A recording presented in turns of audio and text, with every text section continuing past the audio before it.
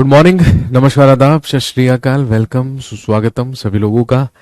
जी दोस्तों, class live हो चुकी है और 10:20 अब हुए हैं। तारीख आपको पता है, आज है 25 अगस्त 2023। Classes absolutely live. आप सभी लोगों का स्वागत, इस्तकबाल, अभिनंदन। जल्दी से सारे के सारे लोग मौजूद हो जाइए।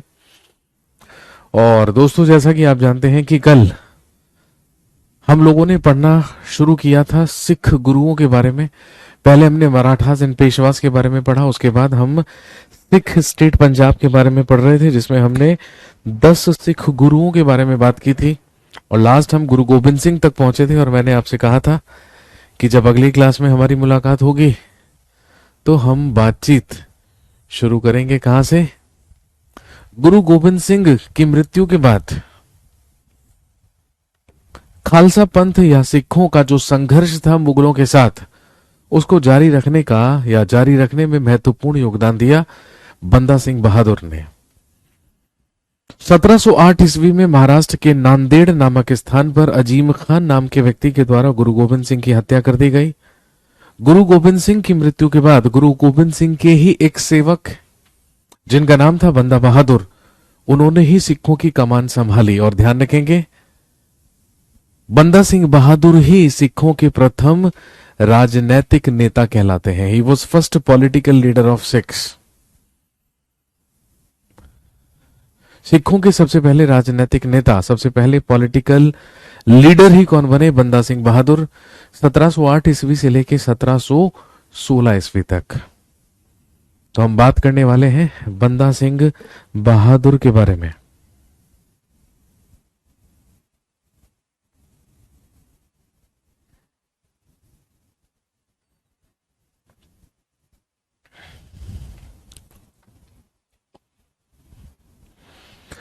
बंदा सिंह बहादुर, जिनके बचपन का नाम लक्ष्मण देव था और इन्हीं के अन्य नाम है माधव दास बैरागी, और यही कहलाते हैं गुरु बख्श सिंह।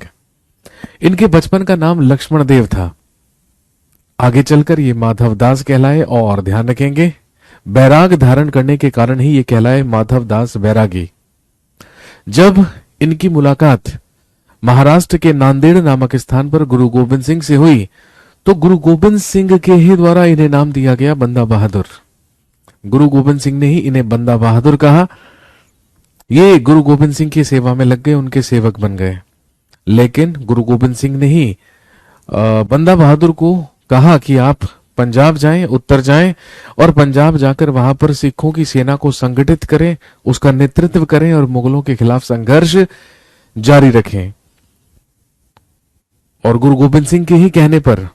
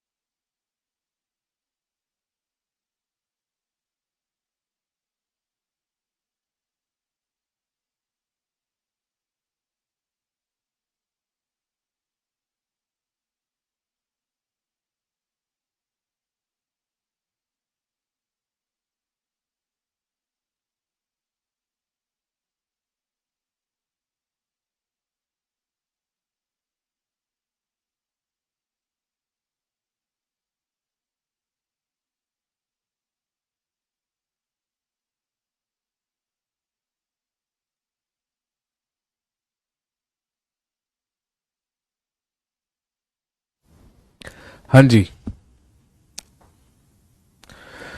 तो मैंने कहा कि इन्होंने उत्तर भारत जाकर सरहिंद नामक स्थान पर अधिकार किया और वहीं पर गुरु नानक देव और गुरु गोबिंद सिंह के नाम के सिक्के चलवाए। लेकिन मुगल बादशाह फर्रुखशियर के शासनकाल में 1716 ईस्वी में बंदा सिंह बहादुर को अरेस्ट कर लिया गया, कैद कर लिया गया, बंदी बना लिया गया और मुगल बादशाह फर्रुखशियर के ही द्वारा बंदा सिंह बहादुर को मृत्यु दंड दिलवा दिया गया या मृत्यु दंड दे दिया गया। नोट कर लीजिए जो लोग नोट कर रहे हैं, जो लोग नोट कर रहे हैं वो नोट कर लीजिए।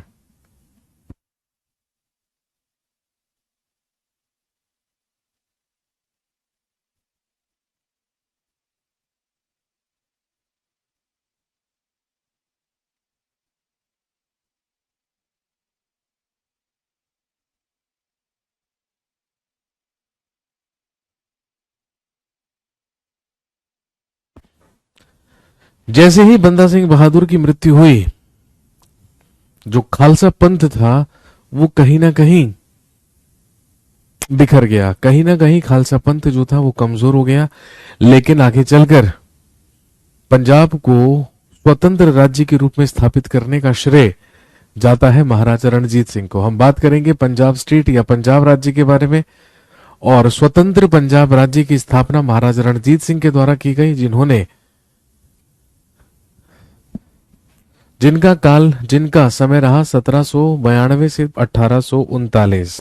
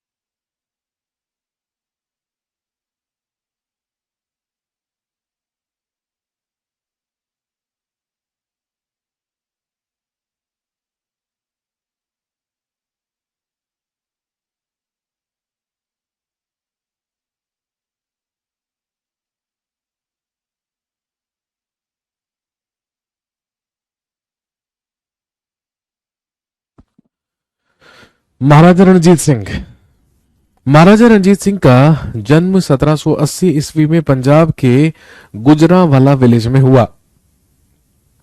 इनके पिता का नाम था महासिंह, जो कि सिखों के ही एक छोटे से राज्य या ब्रांच या मिसल, जिसे सुकर चकिया मिसल कहा जाता था, उसके प्रधान हुआ करते थे। बेसिकली हुआ क्या था, बंदा सिंह बहादुर के बाद खालसा पंथ कमजोर हुआ और धीरे धीरे आगे चलकर वो कई सारी मिसलों में विभाजित हो गया, कई सारे छोटे छोटे स्टेट्स में विभाजित हो गया। उसी में से एक सुकर चकिया मिसल हुआ करती थी, जिसकी स्थापना चड़त सिंह के द्वारा की गई थी, और उन्हीं चड़त सिंह के पुत्र महासिंह हुआ करते थे, जो कि महाराजा रणजीत सिंह के पिता थे और सुकर चकिया मिसल के प्रमुख प्रधान भी थे।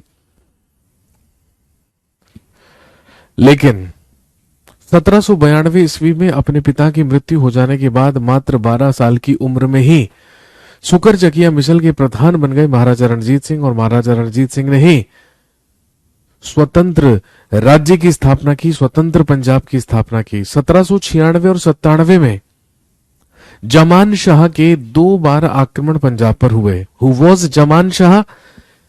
Zaman Shah was ruler of Afghanistan, ये अफगानिस्तान का शासक था जमान शाह। अहमद शाह अब्दाली, अहमद शाह अब्दाली का ही उत्तराधिकारी हुआ जमान शाह, जो अफगानिस्तान का शासक हुआ करता था। इसी ने 1796 और 97 में 2 बार पंजाब पर अटैक किया। लेकिन ऐसा कहते हैं कि महाराजा रणजीत सिंह से प्रभावित होकर जमान शाह ने महाराजा रणजीत सिंह को लाहौर का सूबेदार या लाहौर का गवर्नर स्वीकार कर लिया। इसीलिए 1799 ईस्वी में महाराजा रणजीत सिंह ने लाहौर पर अधिकार करके लाहौर को ही अपनी कैपिटल बना लिया, अपनी राजधानी बना लिया। इसके बाद 1805 ईस्वी में एक और मिसल हुआ करती थी, जिसे भंगी मिसल कहा जाता था। भंगी मिसल से ही अमृतसर को छीनकर महाराजा रणजीत सिंह ने अमृतसर पर भी अधिकार कर लिया, और अमृतसर महाराजा रणजीत सिंह की आध्यात्मिक राजधानी बनी या रिलीजियस कैपिटल बनी, क्योंकि हम जानते हैं अमृतसर में ही है गुरुद्वारा हरमंदिर साहिब। अगर हम सिखों के सबसे महत्वपूर्ण तीर्थ स्थल के बारे में बात करें, तीर्थ स्थान के बारे में बात करें, तो वो है ही कौन सा? अमृतसर में गुरुद्वारा हरमंदिर साहिब।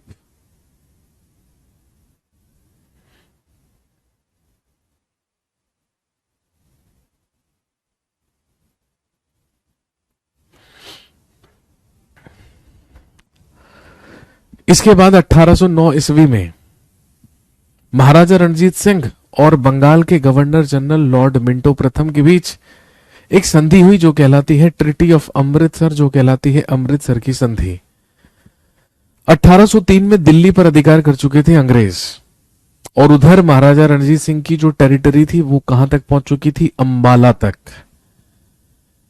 अब अंग्रेजों को कहीं ना कहीं इनसिक्योरिटी होने लगी महाराजा रणजीत सिंह से, इसीलिए महाराजा रणजीत सिंह से एक संधि की गई, अमृतसर की संधि। और महाराजा रणजीत सिंह के राज्य की दक्षिणी सीमा पंजाब की सतलुज नदी को मान लिया गया। कहने का मतलब सतलुज का जो उत्तरी भाग है पंजाब का, उस पर अधिकार महाराजा रणजीत सिंह का रहेगा, लेकिन सतलुज का जो दक्षिणी भाग है वो अंग्रेजों के अधिकार में होगा। ये संधि अमृतसर में हुई थी 1809 ईस्वी में लॉर्ड मिंटो प्रथम और रणजीत सिंह के बीच में। और ध्यान रखेंगे, लॉर्ड मिंटो प्रथम का रिप्रेजेंटेटिव या प्रतिनिधि बनकर कौन गया था? Charles Metcalfe. चार्ल्स मेटकॉफ को भेजा गया था, चार्ल्स मेटकॉफ को भेजा गया था लॉर्ड मिंटो प्रथम का प्रतिनिधि बनाकर, रिप्रेजेंटेटिव बनाकर। Next, Charles Metcalfe.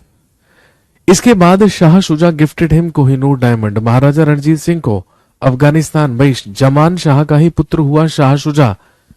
Zaman Shah के बाद अफगानिस्तान का अगला शासक शाह शुजा बना, और इसी ने महाराजा रणजीत सिंह को कोहिनूर डायमंड दिया, कोहिनूर हीरा दिया। क्योंकि आप जानते हैं कोहिनूर हीरे को कभी नादिर शाह मुगलों से लूटकर लेकर गया था। नादिर शाह के बाद कोहिनूर हीरा आया अहमद शाह अब्दाली के पास, अहमद शाह अब्दाली के बाद जमान शाह के पास, और जमान शाह के बाद शाह शुजा के पास। इसी शाह शुजा ने कोहिनूर हीरा महाराजा रणजीत सिंह को भेंट कर दिया, क्योंकि महाराजा रणजीत सिंह ने उसे अफगानिस्तान का शासक बनने में मदद की थी जब वहां पर अस्थिरता आ गई थी, विद्रोह हो गया था, आंतरिक विद्रोह, तो उसमें महाराजा रणजीत सिंह ने ही शाह शुजा की मदद की थी। इसके बाद महाराजा रणजीत सिंह के ही सेनापति हुआ करते थे हरि सिंह नलवा। और ध्यान रखेंगे, हरि सिंह नलवा के ही द्वारा अफगानों को पराजित करके जमरूद पर अधिकार किया गया था। नाम सुना होगा आपने हरि सिंह नलवा का। इसके अलावा ध्यान रखेंगे, महाराजा Ranjit Singh was the first ruler who didn't accept the subsidiary alliance of the Britishers। महाराजा रणजीत सिंह प्रथम शासक थे जिन्होंने अंग्रेजों की सहायक संधि को स्वीकार नहीं किया था। बंगाल का एक गवर्नर जनरल हुआ करता था लॉर्ड वेलेजली। जब लॉर्ड वेलेजली भारत आया तो एक अलायंस लेकर आया, एक सहायक संधि की प्रणाली लेकर आया, जिसके तहत भारतीय कमजोर शासकों को सैन्य मदद के बदले उनसे बड़ा रेवेन्यू लिया करते थे ब्रिटिशर्स। बेसिकली क्या हुआ करता था, जो भारत के कमजोर राजा हुआ करते थे ना, उनके राज्यों में अपनी छावनियां बनाया करते थे, जिसमें बहुत सारे ब्रिटिश सैनिक हुआ करते थे, अत्याधुनिक हथियार हुआ करते थे, और बदले में राजा की सुरक्षा के राजा से उसके रेवेन्यू को एक बड़ा भाग लिया करते थे। इसको सहायक संधि कहा जाता था। इसे सहायक संधि या सब्सिडरी अलायंस कहा जाता था, जो कि लॉर्ड वेलेजली भारत लेकर आया था।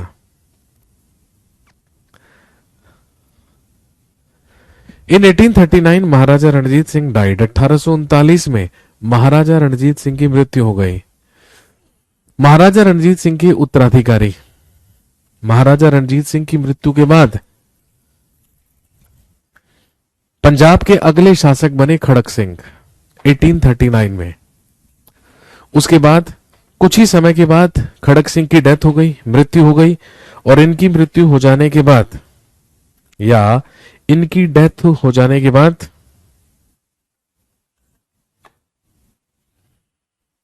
अगले शासक बने नौनिहाल सिंह।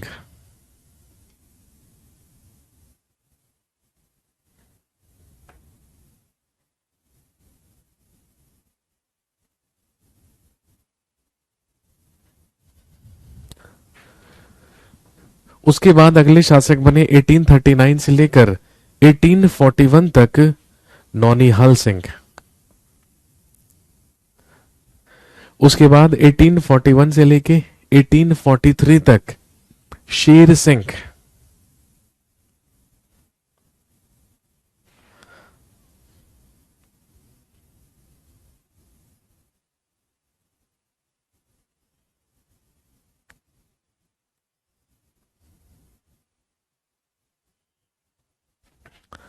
और शेर सिंह के बाद the last ruler of Punjab, the last ruler of Punjab was Dalip Singh. Punjab का अंतिम शासक हुआ Dalip Singh.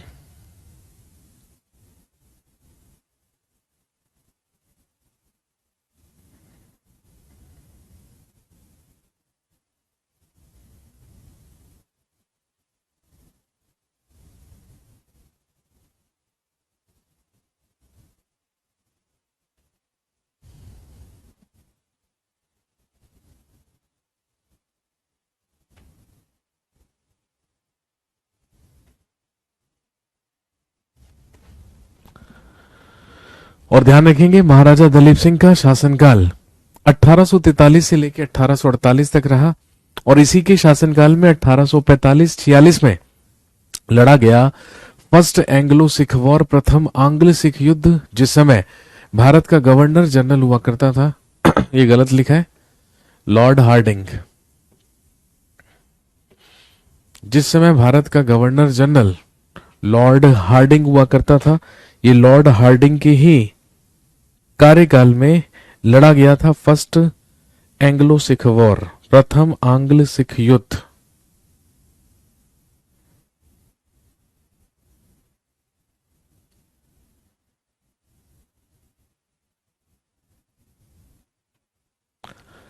First Anglo Sikh war, प्रथम आंग्ल सिख युद्ध।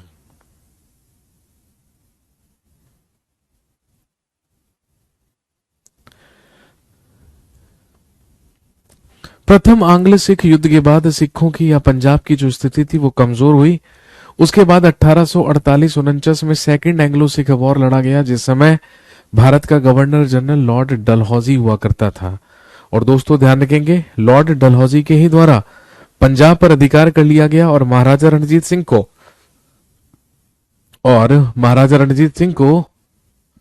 या महाराजा रणजीत सिंह के अंतिम उत्तराधिकारी महाराजा दलीप सिंह को अपना पेंशनर बनाकर, अंग्रेजों का पेंशनकारी बनाकर लंदन भेज दिया गया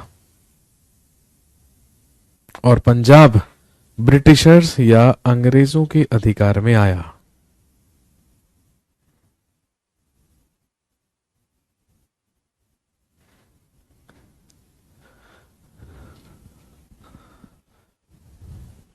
that was the end of Punjab state. और इसके बाद पंजाब पर अधिकार हुआ किसका? ब्रिटिशर्स का, अंग्रेजों का।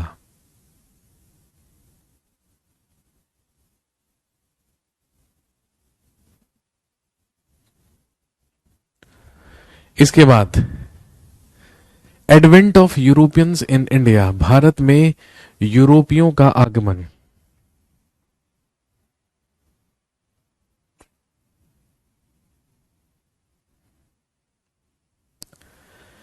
इस टॉपिक में हम बात करते हैं उन यूरोपियन कंपनियों के बारे में, उन यूरोपियन कंपनियों के बारे में जो भारत में व्यापार करने के उद्देश्य से आई थी, लेकिन व्यापार की आड़ में ही उन्होंने भारत में अपने प्रशासन को मजबूत किया। सबसे ज्यादा सफल हुए ब्रिटिशर्स, अंग्रेज, और देखते ही देखते पूरे भारत को औपनिवेशिक रूप से अपना गुलाम बना लिया ब्रिटिशर्स ने, अंग्रेजों ने।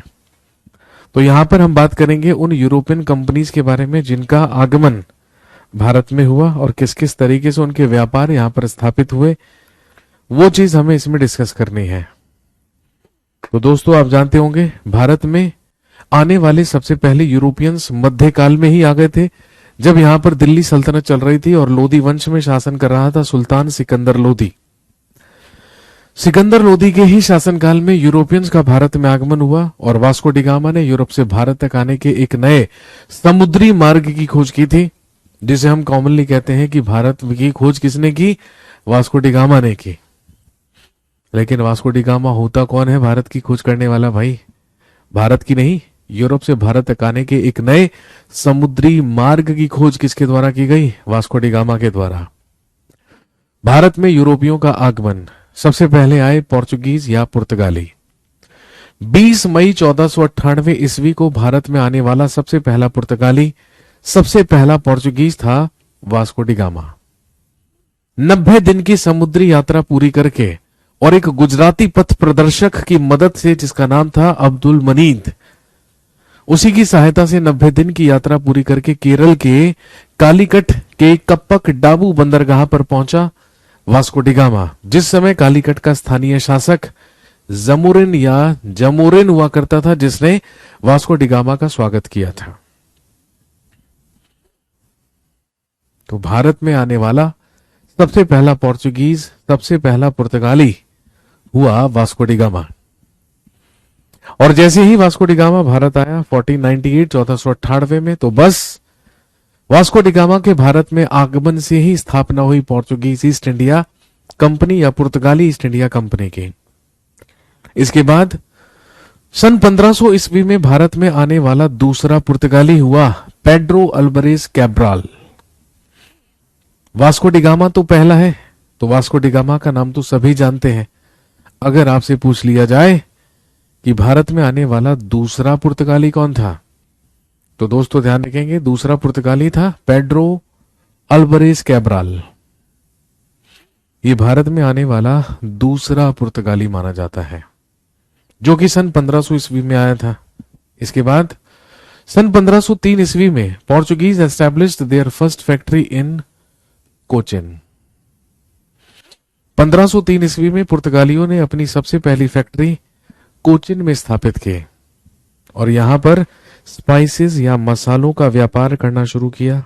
भाई क्योंकि India is famous for spices only, Bharat तो प्रसिद्ध ही किसके लिए है? मसालों के लिए, स्पाइसेस के लिए। 1505 से लेकर 1509 तक पुर्तगालियों का सबसे पहला गवर्नर बनकर आया फ्रांसिस्को डी अल्मीडा। ये भारत में पुर्तगालियों का सबसे पहला गवर्नर था। ये 1505 ईस्वी से लेके 1509 तक पुर्तगालियों का सबसे पहला गवर्नर बनकर आया था। इसका नाम था फ्रांसिस्को डी अल्मीडा। और जिस समय फ्रांसिस्को डी अल्मीडा आया था, उस समय पूरे के पूरे अरेबियन सी पर अरबों का अधिकार था, अरेबियंस का अधिकार था। लेकिन पुर्तगाली चाहते थे किसी तरीके से अरबों के व्यापारिक एक अधिकार को समाप्त करके वहां पर अधिकार कर लिया जाए। यही काम किया किसने? फ्रांसिस्को डी अल्मीडा ने। Almeida attacked Arabians and conquered their trade. Almeida ने अरबों पर आक्रमण करके उनके व्यापार पर अधिकार कर लिया, और सिर्फ व्यापार पर अधिकार ही नहीं किया,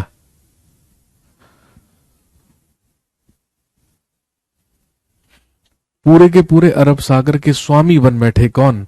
पुर्तगाली। तो ध्यान रखेंगे, अरबों पर आक्रमण करना और अरबों पर आक्रमण करके उनके व्यापार पर अधिकार करना, this is known as blue water policy. Blue water policy of Almeida. Almeida की नीली जल नीति।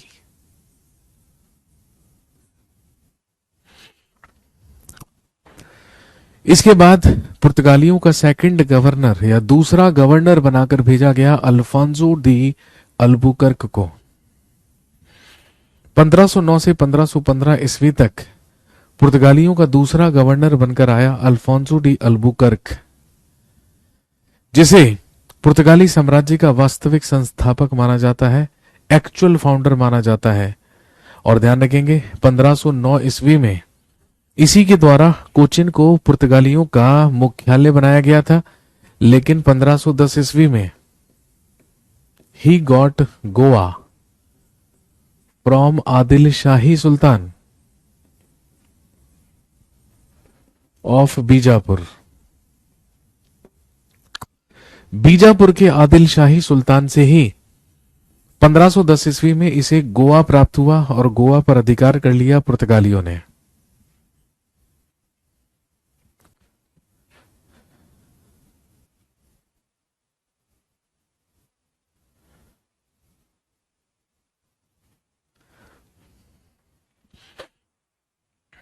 1515 ईस्वी में अल्फांसो डी अल्बुकर्क की मृत्यु हो गई और इसके मरने के बाद एक बार फिर से पुर्तगालियों का वायसराय बनाकर भेजा गया वास्को डी गामा को 1524 में, लेकिन कुछ ही महीनों के बाद उसकी मृत्यु हो गई। ध्यान रखेंगे, आपसे सवाल पूछेंगे एग्जाम में, बताइए वास्को डी गामा भारत कितनी बार आया था? 3 बार।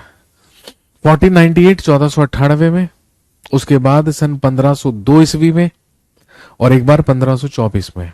लेकिन पुर्तगालियों का तीसरा गवर्नर 1529 से 38 तक, ये 30 लिखा है, इसको 38 कर लीजिएगा, भेजा गया नीनो डी कूना को। और नीनो डी कूना ने ही 1530 ईस्वी में पुर्तगालियों की राजधानी को कोचिन से स्थानांतरित करके क्या बना दिया?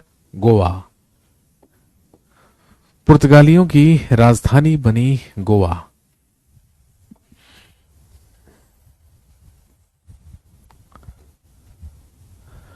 पुर्तगालियों की राजधानी बनी गोवा।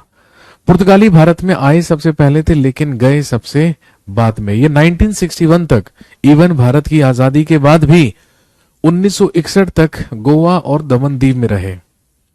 1961 में ही गोवा और दमनदीव को पुर्तगालियों से खाली करवाया गया, मुक्त करवाया गया और यूनियन टेरिटरीज बना दिया गया, संघ शासित क्षेत्र। लेकिन आप जानते होंगे 56वें संविधान संशोधन अधिनियम 1987 के तहत Goa became 25th state of India. Goa को भारत का 25वां राज्य बना दिया गया। गोवा को बनाया गया भारत का 25वां राज्य।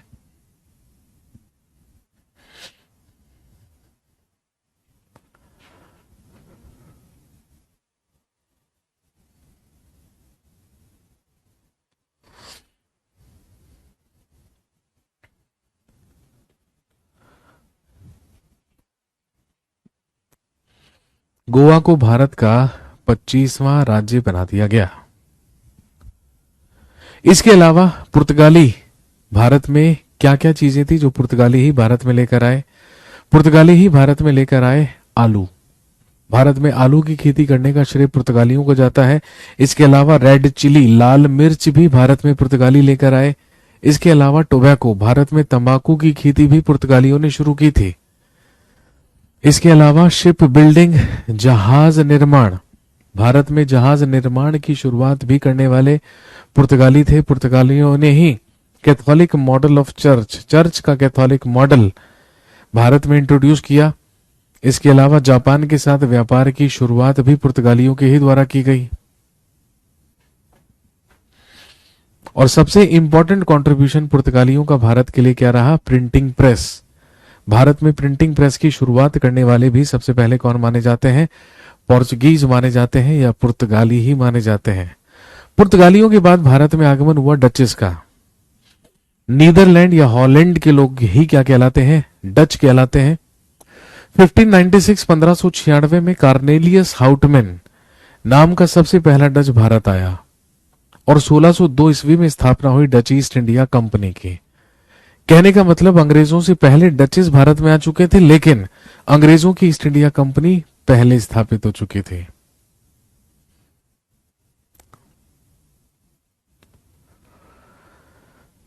(1502 ईस्वी में स्थापना हुई डच ईस्ट इंडिया कंपनी की। डच ईस्ट इंडिया कंपनी की स्थापना 1602 ईस्वी में हुई और उसके बाद 1605 ईस्वी में Dutches established their first factory in Musalipatnam. डचों ने अपनी सबसे पहली फैक्ट्री 1605 ईस्वी में मुसलीपट्टनम में स्थापित की।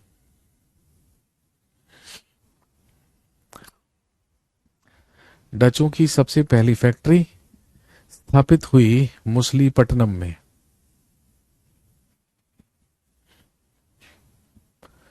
They started gold coins. इनके द्वारा स्वर्ण सिक्के चलवाए गए, जिन्हें पैगोडा कॉइन्स या पैगोडा सिक्के कहा जाता था।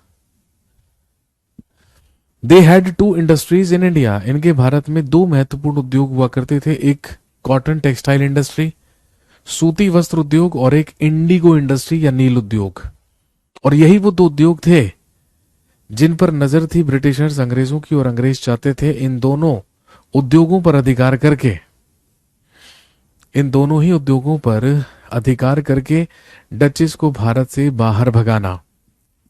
और यही काम अंग्रेजों ने किया भी, क्योंकि जब 1759 में बेदरा की लड़ाई हुई या बेदरा का युद्ध हुआ तो इसी में अंग्रेजों ने डचेस को पराजित करके उन्हें यहां से बाहर निकाला और ये नीदरलैंड वापस लौट गए। नोट कर लीजिए।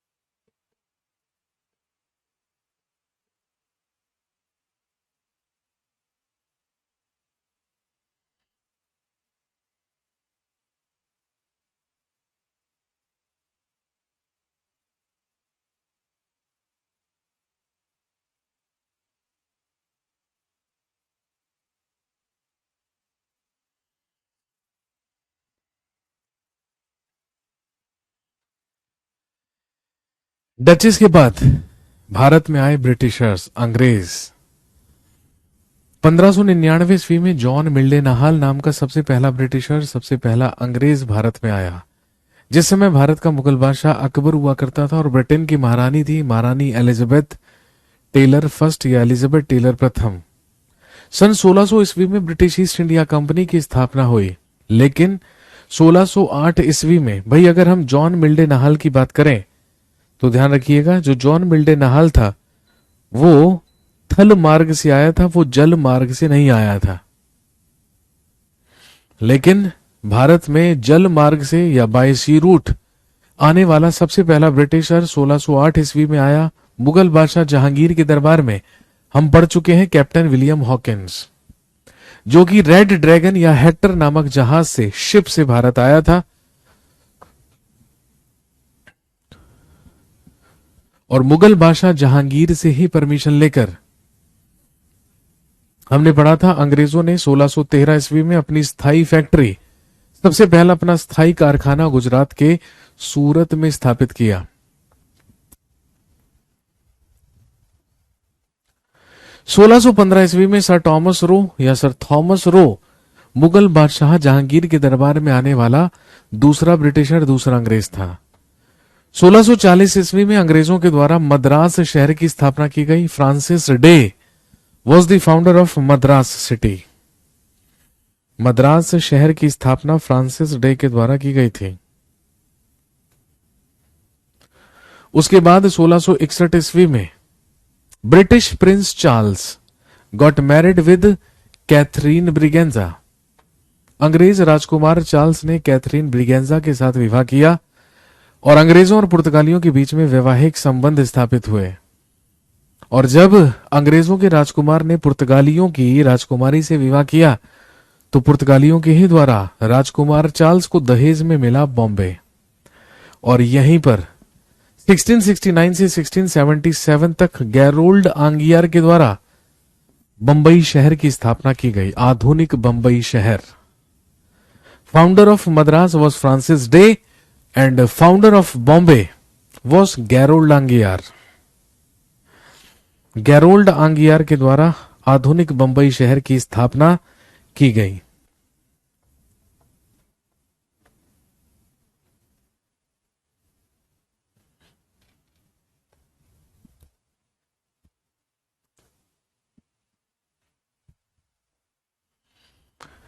इसके बाद इन 1698 ईस्वी में बंगाल का सूबेदार अजीमुशान हुआ करता था, जिसने अंग्रेजों को 3 गांव दिए, सूतानती, कालीकाता और गोविंदपुर।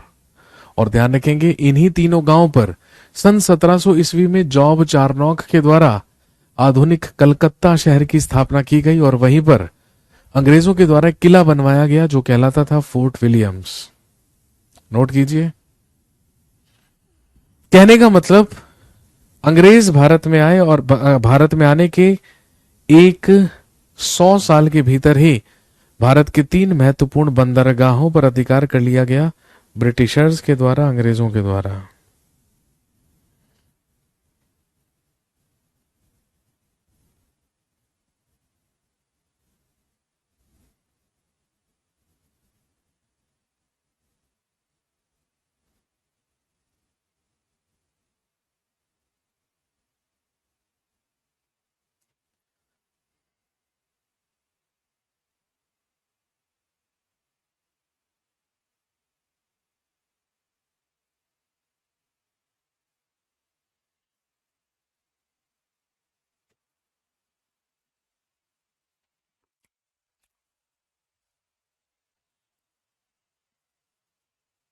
इसके बाद भारत में आए डेन्स, डेनिश। डेनमार्क के लोगों को ही डेनिश कहा जाता है। 1616 ईस्वी में स्थापना हुई थी डेनिश ईस्ट इंडिया कंपनी की। 1620 में डेन्स के द्वारा अपनी पहली फैक्ट्री त्रैंकोबार में स्थापित की गई, त्रावणकोर में, और दूसरी फैक्ट्री इन्होंने लगाई बंगाल के श्रीरामपुर में।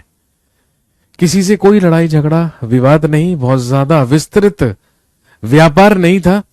इन्हीं दोनों स्थान पर आराम से चुपचाप व्यापार किया करते थे डेन्स लोग, डेनिश लोग। लेकिन 1745 ईस्वी में खुद अपनी मर्जी से अपना सारा व्यापार अंग्रेजों को बेचकर ये डेनमार्क वापस लौट गए। इसके बाद स्वीडिश लोग भी भारत में आए। 1713 में स्वीडिश ईस्ट इंडिया कंपनी की भी स्थापना हुई थी, लेकिन इन्होंने व्यापार भारत में नहीं, या भारत के साथ नहीं, बल्कि चीन के साथ किया। They established their trade with China. और उसके बाद भारत में आगमन हुआ फ्रांसीसियों का। यूरोपियन कंपनीज में भारत में सबसे आखिरी में आए फ्रांसीसी। 1664 ईस्वी में Colbert was first French who arrived India. Bharat में आने वाला सबसे पहला फ्रांसीसी, सबसे पहला फ्रेंच हुआ कॉलबर्ट। 1664 में ही स्थापना हुई फ्रेंच ईस्ट इंडिया कंपनी की। और ध्यान रखेंगे 1668 में फ्रांसीसियों के द्वारा अपनी सबसे पहली फैक्ट्री सूरत में स्थापित की गई, या सूरत में लगाई गई। 1669 में they establish their second factory in Musalipatnam, और अगले ही साल इन्होंने अपना दूसरा कारखाना, अपनी दूसरी फैक्ट्री मुसलीपट्टनम में स्थापित किए। 1773 ईस्वी में Francis Martin got Puducherry village from शेर खान लोधी।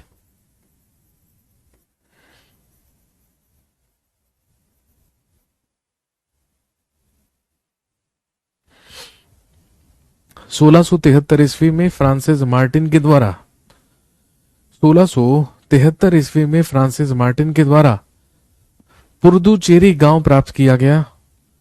फ्रांसिस मार्टिन फ्रांसीसियों का गवर्नर हुआ करता था, और उसी ने शेर खान लोदी से पुडुचेरी गांव प्राप्त किया था। और यही पुडुचेरी गांव आगे चलकर फ्रांसीसियों की राजधानी बनी, कैपिटल बनी। लेकिन कुछ ही समय के बाद अंग्रेजों और फ्रांसीसियों के बीच में प्रतिद्वंदता शुरू हो गई, लड़ाई शुरू हो गई। अगर हम यूरोप की बात करें तो यूरोप में भी फ्रांस और जो ब्रिटेन था वो एक दूसरे के प्रतिद्वंदी हुआ करते थे, और वही लड़ाई यहां पर भी देखने के लिए मिली। और वो कैसे देखने के लिए मिली? एंग्लो फ्रेंच कॉन्फ्लिक्ट, आंग्ल फ्रांसीसी संघर्ष के तहत कुछ युद्ध लड़े गए, जो कि इतिहास में कर्नाटक वॉर या कर्नाटक युद्ध के नाम से प्रसिद्ध है। सबसे पहले फर्स्ट कर्नाटक वॉर, प्रथम कर्नाटक युद्ध, जो कि 1746 से 48 के बीच हुआ, और 1748 में एक्स ला शापेल की संधि के तहत यह युद्ध समाप्त हुआ था, जिसमें फ्रांसीसियों की स्थिति मजबूत हुई थी। उन्हीं का एक गवर्नर था डुप्ले, उसी की वजह से। सेकंड कर्नाटक वॉर, जो कि 1754 में हुआ। इसके बाद थर्ड कर्नाटक वॉर 1763 में हुआ। लेकिन इसी के दौरान 1760 में वांडीवाश का युद्ध लड़ा गया, जिसमें अंग्रेजों ने बुरी तरीके से फ्रांसीसियों को पराजित किया और उनकी शक्ति लगभग समाप्त कर दी भारत में। और उसके बाद सारी की सारी यूरोपियन कंपनीज में सबसे बड़ी शक्ति के रूप में उभरे ब्रिटिशर्स, अंग्रेज।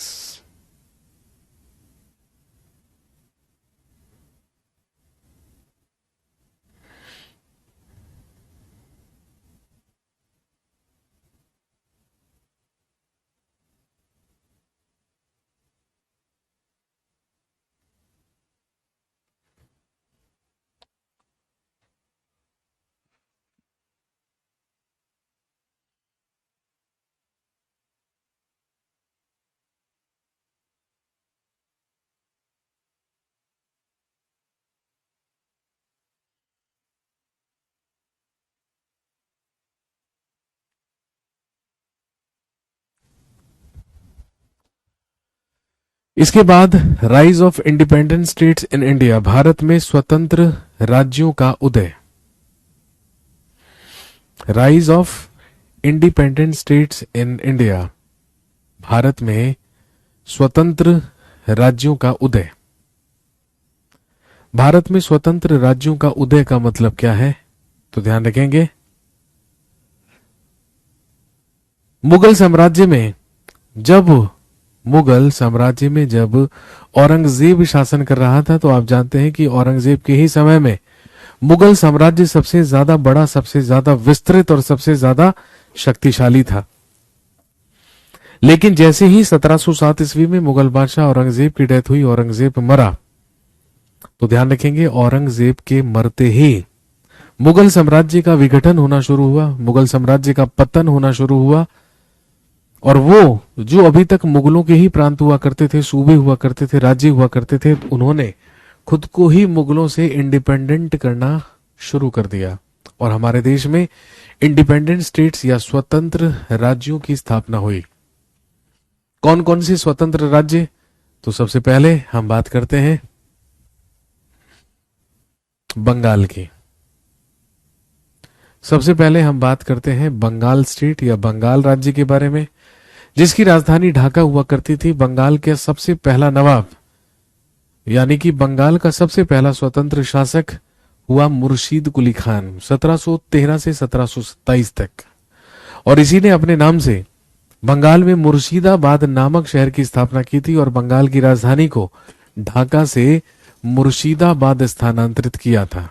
नोट कीजिए, बंगाल का सबसे पहला नवाब हुआ मुर्शीद कुली खान।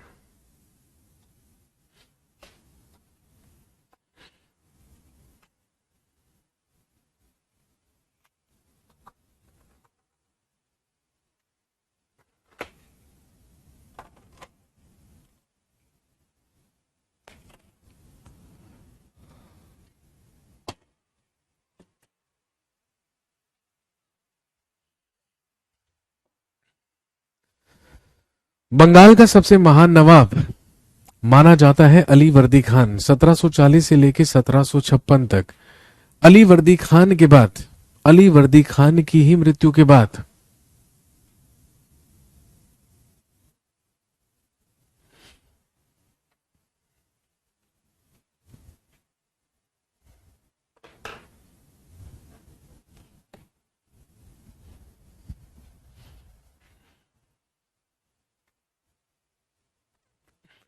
सर कसम से अगर पता होता आप इतना बकवास पढ़ाते हैं तो कभी कोर्स बाय नहीं करता। देखो मैं भविष्यवाणी करूं मेरे भाई, अगले महीने तू फिर से बैच लेगा। भविष्यवाणी कर रहा हूं, है ना, जो कि 100% सही भविष्यवाणी है। हजरत निजामुद्दीन औलिया से भी ज्यादा सत्य मेरी भविष्यवाणी होगी। सितंबर में आप बैच को फिर से परचेज करोगे, क्योंकि इस बार 1 सितंबर से बैच नहीं आ रहा। अभी तक हम चला रहे थे एसएससी की जीएस का सेगमेंट, जो कि हमने चलाया जून, जुलाई, अगस्त, और इसी के दौरान एसएससी सीजीएल के पेपर भी हो गए, सीएचएसएल के भी हो गए, एमटीएस के भी हो गए। कहने का मतलब है ना, कहने का मतलब वो जो साइकिल थी वो समाप्त हो गई। अब सितंबर से, है ना, फिर दोबारा से हमें निर्देश मिले हैं कि फिर सितंबर से आ रहा है जीएस स्पेशल बैच, जो कि कंबाइंड बैच होगा, जैसे कि पहले आता था, है ना, जैसे पहले आता था जीएस स्पेशल का बैच, तो अब वो सितंबर से दोबारा आएगा, जिसमें एक भी स्लाइड का इस्तेमाल नहीं किया जाएगा। आपको पता होगा, खैर आप, हो सकता है आप कल परसों ही पैदा हुए हो, इसीलिए आप ये बात यहां पर लिख रहे हैं। वैसे भी आपकी आदत है आशीष रोज यहां पे आते ही बकवास करने की, ये तो मैं डे 1 से ही देख रहा हूं, है ना। सबसे देखो सर, अगर बिना स्लाइड का होगा तो पक्का लूंगा। देखो इसको कहते हैं बिन पैंदे का लोटा। अभी तो तूने कहा कि अगर मुझे पता होता कि आप इतना बकवास पढ़ाते हो तो मैं कभी कोर्स बाय नहीं करता। अब जब तुम्हें पता चल गया कि मैं इतना बकवास पढ़ाता हूं, तो फिर आप दूसरी स्टेटमेंट में कह रहे हो कि मैं अगले महीने फिर से बैच जरूर लूंगा अगर वो बिना स्लाइड के आएगा। पहले डिसाइड कर लो कि मैं बकवास पढ़ाता हूं या अच्छा पढ़ाता हूं। ठीक है ना? तुम्हारे जैसे लोगों की वजह से हिंदुस्तान इतना पीछे चल रहा है, पता है तुम्हें? तुम्हारे जैसे लोगों की वजह से ही हिंदुस्तान का भविष्य अंधकार में है। अबे कम से कम, है ना, कम से कम अपनी जबान की तो वैल्यू होनी चाहिए। मैंने शुरू से कहा है ना कि हमें ऊपर से निर्देश है भाई कि आपको स्लाइड से हिस्ट्री और पॉलिटी पढ़ानी है। 1 तारीख से शुरू करनी है, 30 तारीख तक खत्म कर देनी है। और ये तभी पॉसिबल है ना? 20 से 24 घंटे में हिस्ट्री पढ़ाना तभी, कंप्लीट करना तभी पॉसिबल है जब स्लाइड का इस्तेमाल किया जाए। ठीक है? लेकिन आप अभी बच्चे हो, अभी आप कल परसों पैदा हुए हो, अभी नवजात शिशु हो आप, अभी आपको पता नहीं है ना? करियर विल पर जीएस स्पेशल 1 बैच बना था दिसंबर 2018 में। तो जो जीएस स्पेशल 1 बैच बना था ना 2018 में, ठीक है, तो मेरे भाई करियर विल पर जीएस की शुरुआत करने वाला मैं था। करियर विल पर सबसे पहला, है ना, जो जीएस का बैच आया था ना, उसकी शुरुआत करने वाला मैं ही था। और तब से लेकर लास्ट मैंने पढ़ाया जीएस स्पेशल 55 बैच, यानी कि 55 जीएस स्पेशल पढ़ाने के बाद फिर राकेश सर के कहने पर, हालांकि मैं एग्री नहीं था, तो लेकिन फिर भी राकेश सर ने कहा कि नहीं सर, हम एक्सपेरिमेंट करके जरूर देखेंगे। क्योंकि बच्चों का ये कहना है कि सर जीएस स्पेशल का कंटेंट ना बहुत लंबा हो जाता है, हम लोग कवर ही नहीं कर पाते, हम लोग पढ़ ही नहीं पाते। क्योंकि हमें भी पता है बच्चे कितने नालायक हैं आजकल। तो फिर भी सर ने बोला, तो मैंने कहा कि ठीक है सर, कोई बात नहीं, आप कह रहे हैं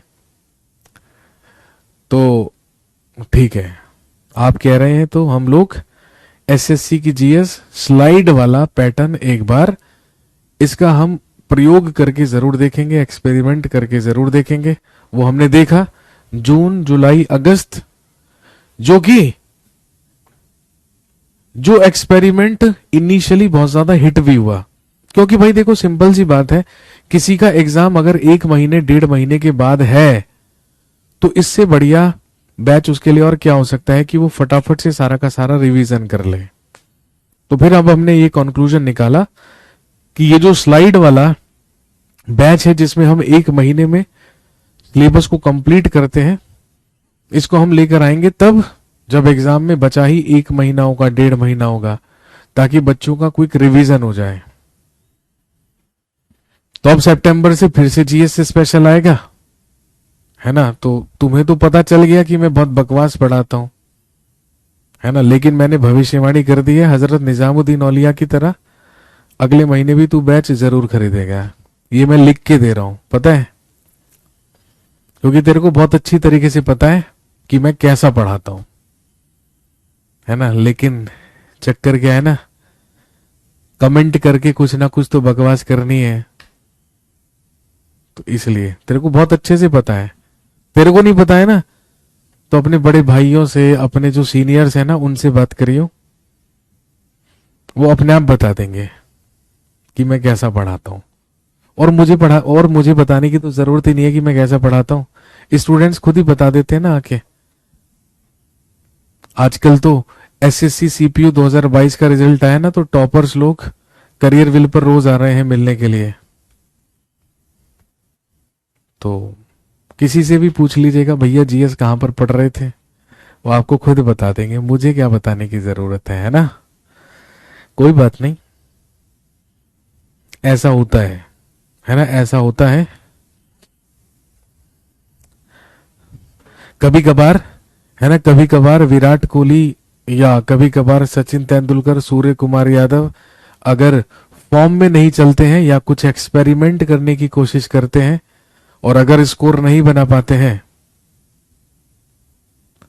अच्छा सर बड़ा भाई आपसे पढ़ के जॉब पे है, बहुत ही बढ़िया, मतलब इसका बड़ा भाई मुझसे पढ़ के जॉब कर रहा है ना? तो फिर तो यार तेरे को शर्म आनी चाहिए ये लिखने की कि मुझे नहीं पता था कि आप इतना बकवास पढ़ाते हो।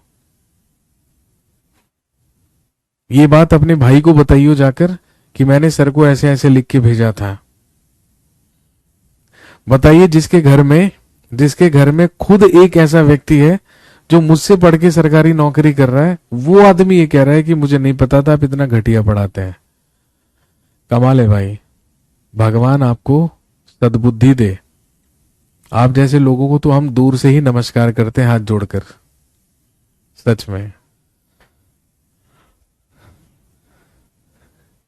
कोई नहीं, अभी तो घर में ही है। आसपास पड़ोस में, मोहल्ले में, अपने शहर में घूमेगा ना, तो तेरे को बहुत सारे ऐसे लोग मिल जाएंगे जो मुझसे ही पढ़कर सरकारी नौकरी कर रहे हैं। खैर कोई बात नहीं, भगवान आपको सद्बुद्धि दे, जल्दी दे। मैं तो यही कहता हूं, अगले महीने देखना जब धमाकेदार तरीके से जीएस स्पेशल का बैच आएगा ना, तब बताऊंगा मैं कैसा पढ़ाता हूं।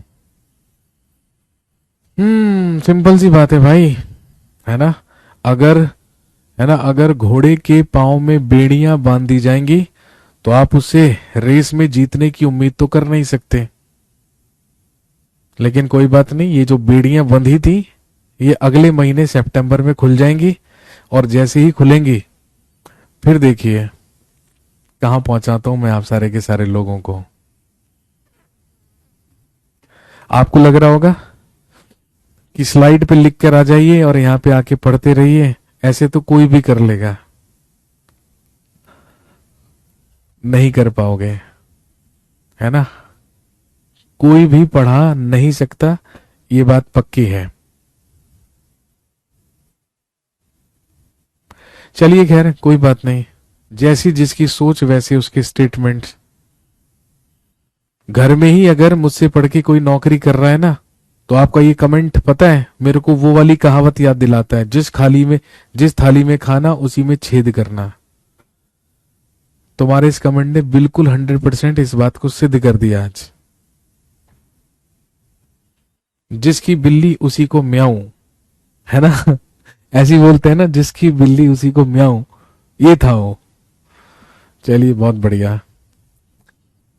अच्छे कमेंट में पढ़ू ना पढ़ूं, लेकिन इस टाइप के कमेंट, घटिया वाले कमेंट में जरूर पढ़ता हूं, ताकि आप सब लोगों को पता चले कि हम लोगों को यहां पर क्या क्या सुनने के लिए मिलता है।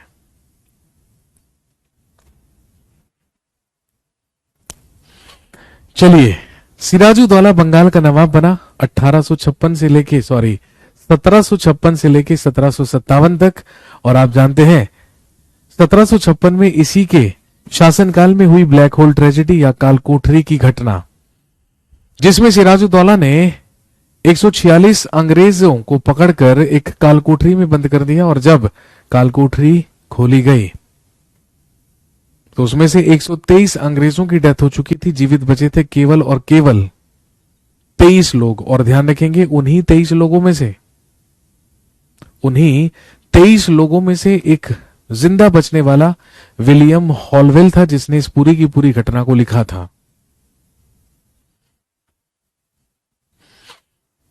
1757 ईस्वी में ट्रिटी ऑफ अलीनगर की संधि हुई सिराजुद्दौला और रॉबर्ट क्लाइव के बीच।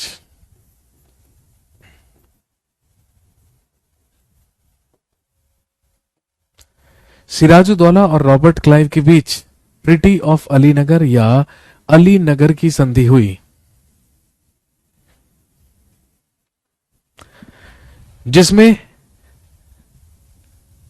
या जिसके बाद 23 जून 1757 को हुआ battle of Plassey, Robert Clive और सिराजुद्दौला के बीच, जिसमें रॉबर्ट क्लाइव ने सिराजुद्दौला को पराजित कर दिया।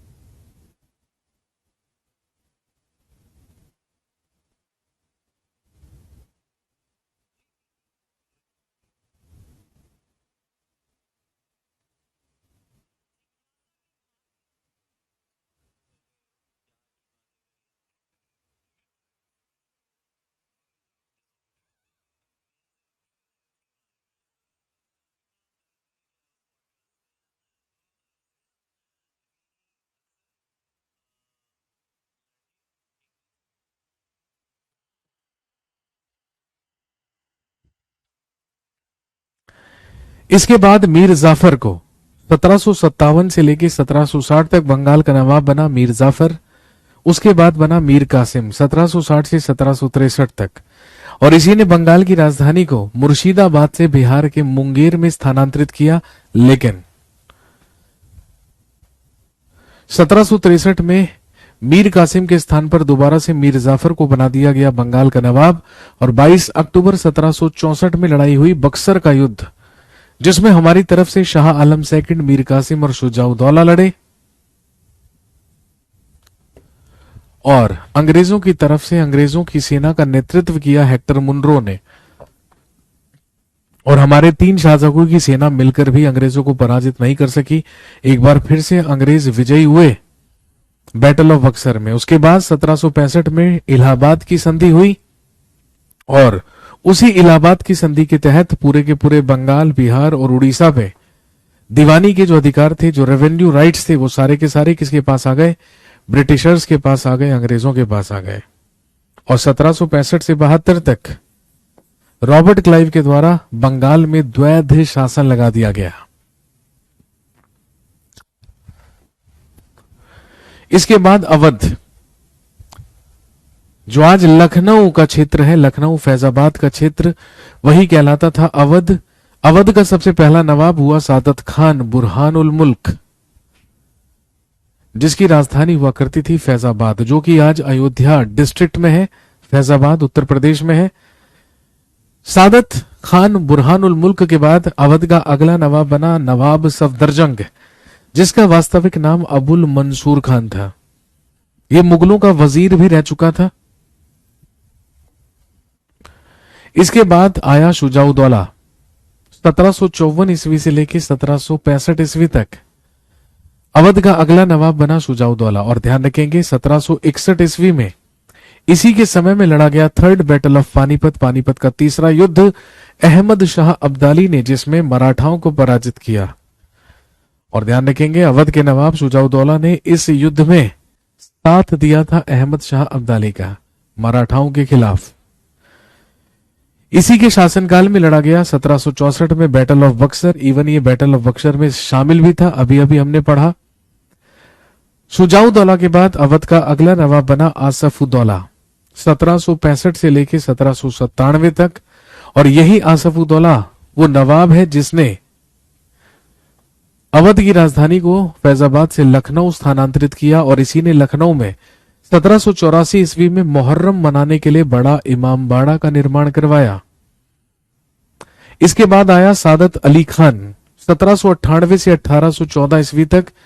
इसका नाम आप इसलिए याद रखेंगे क्योंकि यही वो अवध का नवाब है जिसने लॉर्ड वेलेजली की सहायक संधि को स्वीकार कर लिया था। लेकिन अवध का अंतिम नवाब हुआ नवाब वाजिद अली शाह, और इसी वाजिद अली शाह पर कुशासन के आरोप लगाए लॉर्ड डलहौजी ने, और अपनी हड़प की नीति के तहत, विलय की नीति के तहत अवध को हड़प कर ब्रिटिश साम्राज्य में मिला लिया। He was Wajid Ali Shah.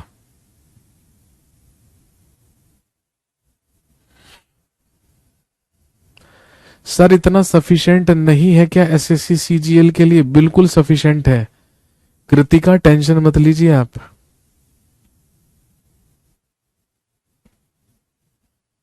Actually लोगों को मेरे कंटेंट से प्रॉब्लम नहीं है, इस चीज से प्रॉब्लम है कि मैं बोर्ड पर लिख लिख के क्यों नहीं पढ़ा रहा हूं। अब लिख लिख के पढ़ाने में एक्चुअली टाइम थोड़ा ज्यादा लगता है, तो बस इतनी सी प्रॉब्लम है। आप टेंशन मत लीजिए, एसएससी सीजीएल में सवाल यहीं से आएंगे, क्योंकि सारी इंपॉर्टेंट चीज इन्हीं में है। इसके अलावा और इससे ज्यादा इंपॉर्टेंट चीज कुछ है नहीं। तो आप निश्चिंत रहिए, आप ऐसा मत सोचिए कि आप ठगे गए, ऐसा कुछ नहीं है, है ना। नॉर्मली वैसे होता है ना, बच्चे क्या बोलते हैं, करियर विल वाले तो लुटेरे हैं, लेकिन जब सिलेक्शन ले लेते हैं तो फिर उनकी स्टेटमेंट चेंज हो जाती है, फिर कहते हैं कि यहाँ के टीचर तो भगवान है।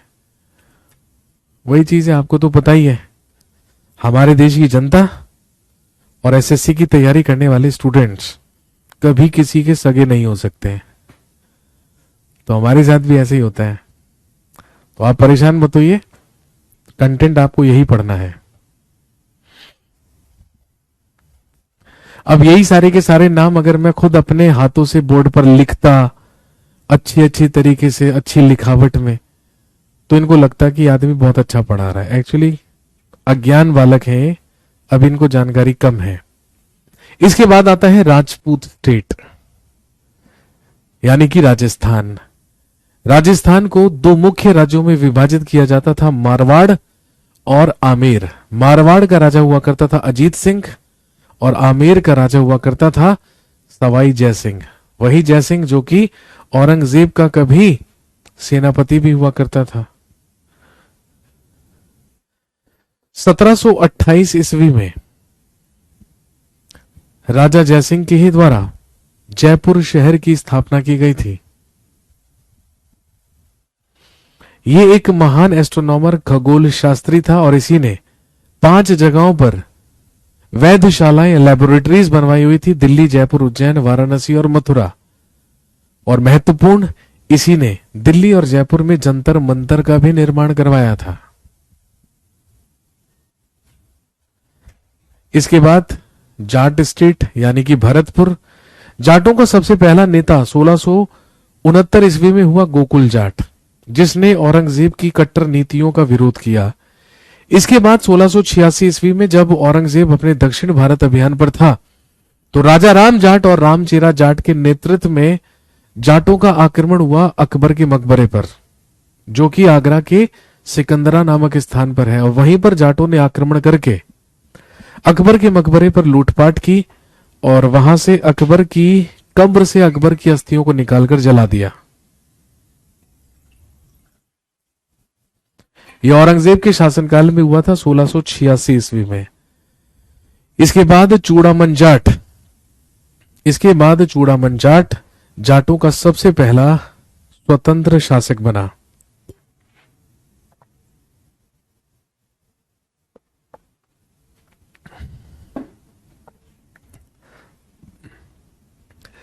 जाटों का सबसे पहला स्वतंत्र शासक बना चूड़ामन जाट। 1690 से 1721 ईस्वी तक, ध्यान रखेंगे, इसी ने सन 1700 ईस्वी में भरतपुर राज्य की स्थापना की और यहीं पर थीम नामक किले का निर्माण करवाया या थीम फोर्ट बनवाया।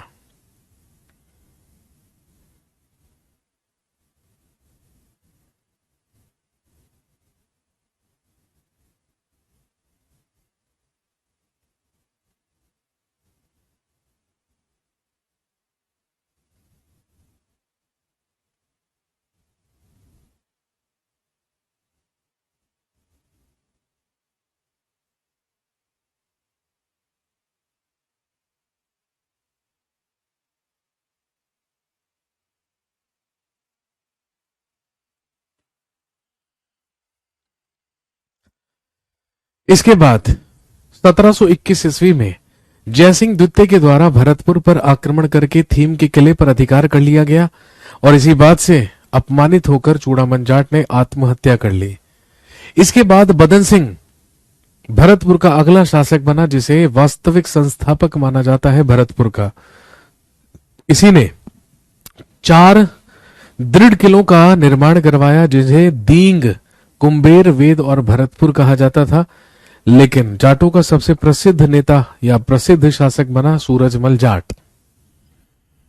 1756 से लेकर 1763 तक जाटों का अगला शासक बना सूरजमल जाट, जिसे जाटों का अफलातून भी कहा जाता है, प्लाटो ऑफ जाट्स। इसी के समय में 1761 में तीसरा पानीपत का युद्ध लड़ा गया और ध्यान रखेंगे भरतपुर राज्य का अंतिम शासक हुआ रणधीर सिंह। और इसी रणधीर सिंह ने 1805 में अंग्रेजों की अधीनता स्वीकार कर ली और अंग्रेजों ने भरतपुर पर भी अधिकार कर लिया।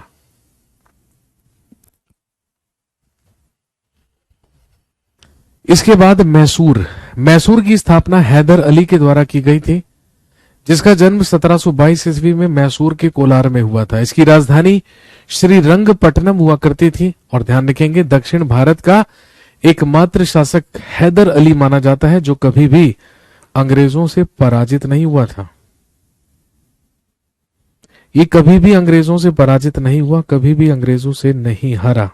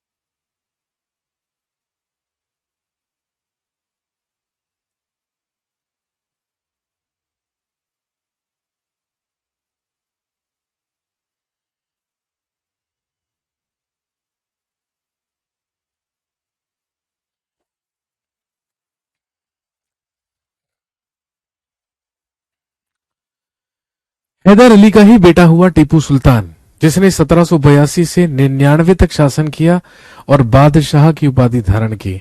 लेकिन ध्यान रखेंगे, मैसूर राज्य और अंग्रेजों के बीच में भी लड़ाइयां हुई, जिन्हें हम एंग्लो मैसूर वॉर्स के नाम से जानते हैं, आंग्ल मैसूर युद्ध। और ध्यान रखेंगे, जिसके तहत लड़े गए 4 युद्ध। सबसे पहला 1767 से 69 तक हैदर अली के शासनकाल में, जब अंग्रेजों का गवर्नर लॉर्ड वेरेल्स था। मद्रास संधि के तहत यह युद्ध समाप्त हुआ। 1780 से 84 के बीच हैदर अली के टाइम पे शुरू हुआ था सेकंड एंग्लो मैसूर वॉर, जिसके दौरान हैदर अली की मृत्यु हो गई थी। उस समय अंग्रेज गवर्नर था वॉरेन हेस्टिंग्स, और इसी के तहत हुई मंगलौर की संधि। तीसरा 1790 से 92 टीपू सुल्तान के समय में, लॉर्ड कॉर्नवालिस उस समय गवर्नर जनरल था, और श्रीरंगपट्टनम की संधि से यह युद्ध समाप्त हुआ। लेकिन 1799 में टीपू सुल्तान के नेतृत्व में लड़ा गया चौथा एंग्लो मैसूर वॉर, जिसमें टीपू सुल्तान मारा गया। लॉर्ड वेलिजली के समय में यह हुआ था। और ध्यान रखेंगे, मैसूर सब्सिडरी अलायंस के तहत यह समाप्त हुआ।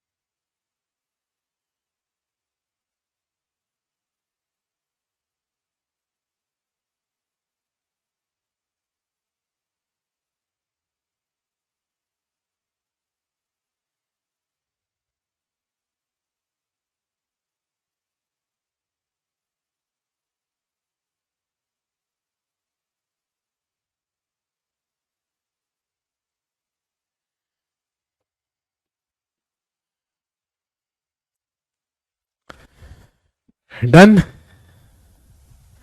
इसके बाद है हैदराबाद। हैदराबाद की स्थापना निजाम उल मुल्क के द्वारा की गई, जो कि हैदराबाद का सबसे पहला निजाम था, जिसका वास्तविक नाम था चिनक्लिच खान। जिसका वास्तविक नाम था चिनक्लिच खान।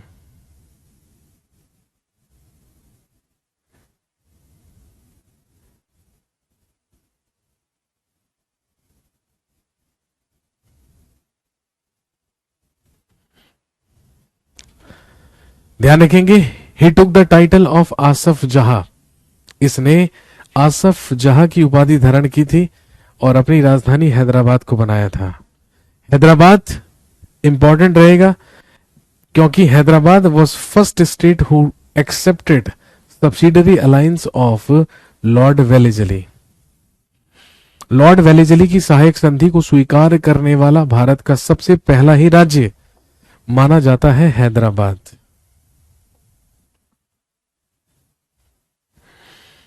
तो दोस्तों, आज हमने बात की सिख स्टेट पंजाब के बारे में, एडवेंट ऑफ यूरोपियंस के बारे में, और उन स्वतंत्र राज्यों के बारे में जो कभी मुगलों के अधिकार में थे, लेकिन धीरे धीरे मुगलों से इंडिपेंडेंट हुए और स्वतंत्र राज्य बने।